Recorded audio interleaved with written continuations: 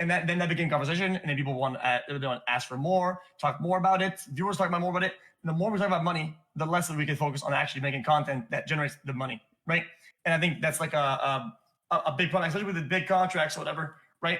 That discussion of money is always bad, and it's shown to be bad. And I think that's like, yeah, it's just crazy for me to see it, like how it used to be very, very hidden, which way it should be, in my opinion, because who cares? And then now wide open, and everybody's talking about like crazy.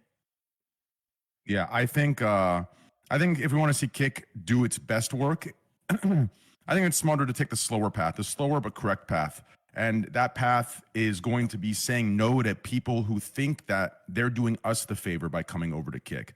I think anyone who has an itch for Twitch needs to go get that itch out and needs to experience it for their, on their own and for themselves. And then only then will they come back and truly believe in the vision of Kick, or not, and they stay over there. That's how it needs to be. We can't do this thing where we have these fake sponsorships and there's just, people are dragging their feet. I think it's disgusting. I think it's embarrassing. I think we're way past that.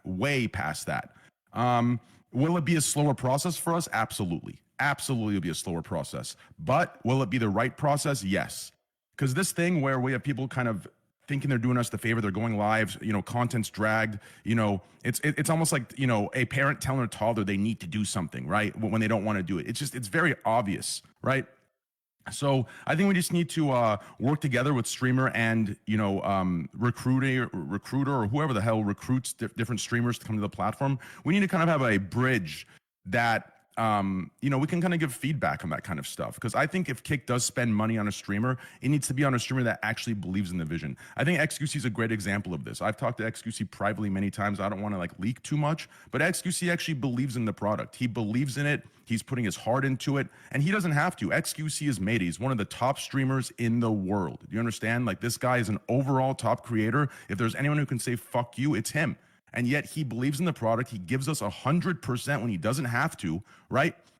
So that's an example that I think our sponsors or who we sponsor need to look up to and be that.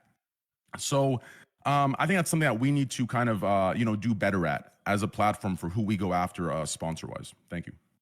Yeah, I agree with that 100%. And this is not in a way to throw it into the bus, right? Because how can you tell if somebody's going to be loyal, somebody's going to have that vision or whatever, right? Especially these days, comes down to exclusive contracts or whatever, right? I think there's a hit and miss when it comes to the contracts. I mean, I'm not going to drag them through the mud and name names right now, but I think there has been a little bit of a wave of people that were mostly focused on money, whatever, came, and then it's kind of didn't really deliver anything, and then just kind of went. And I think that's inherently problematic, right? Because it makes like a big inflated wave of people, or whatever, and then we kind of lose track of, is this growing? Is Kick doing good? The numbers gonna get all messed up. So I think the less that we get of those, right, the more we can quantify the growth. And I think growth's been pretty good, right, Eddie? I've been looking at some of these stats. Over the months. I look at every 2 weeks, I think. The overall platform growth and watch time is really fantastic. It's constantly growing, is it not? Yeah, the last 3 months especially have been incredible. I think there's a few ways to look at it. It's the overall platform growth, and then there's the English market. I think the English market has been a little bit more steady, but we've seen massive growth in Latin America, massive growth in other markets. But that's a whole part of a streaming platform, right? They're really important markets. So, all in all, it's been going really well. I think you're completely right though. It's about, I think when Kick first started, the whole thing was hold on, how do we make everyone take this place seriously, right? And obviously the best thing to do was bring a whole big sort of names, right? Which was great. It kind of kick-started that journey. But and as a result, we've got people like Grim, Whittlebear, Sarge, here as kind of core Kick, community members who've now set that foundation. At any given moment, I think some of those stats actually, if you're looking at streams charts, it says the online channels, I think it peaks at 3,000. Doesn't track that 100% correctly. We've normally in peak time got 10,000 active channels on Kick, right? It's that foundation that's actually been built, which is incredible, right? That's now what can help to start bringing up this new sort of generation of streamers, which is going to be so important. you know, I think it's a transitionary phase, and like Train said, it takes time. And ultimately, at the end of the day, people are just going to end up streaming on the place that treats them the best, right? Like that's the way I view this. I think you know, at the end of the day, whoever has the best product, you know, is it a seamless experience? And then you know, what's in it for me as a streamer, right? Like, does this place look out for me with X, Y, and Z?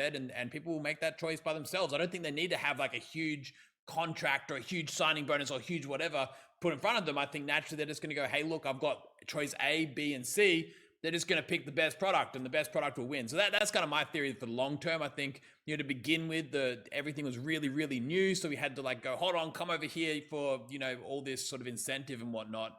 But then I hope for, you know, as time goes on, people just start going, okay, wait a second, this is my best choice. And these guys are serious. I think it's a hard industry to get into, right? I think, you know, Mixer and Facebook gaming and you know, they burn a lot of people, right? So people kind of naturally are super skeptical or super scared. Like, you know, I think Train, you mentioned like this idea of kind of like, you know, like Stockholm syndrome, or, you know, this idea of almost like being trapped, right? Like no one wanting to kind of switch around or try new platforms on the basis of you know, being really wary of any new contenders. But I think that's slowly being broken. I think people are slowly breaking that conception and starting to think, hold on, wait a second, there's actually the ability to switch platforms and go to the place that I reckon I have the brightest future at. So anyway, that's where I see the growth coming from. I think we're in this stage right now where, you know, we've got the wheels in motion, and now it's just kind of, you know, make sure that product meets its expectations and just continue to offer the underlying fundamental best service,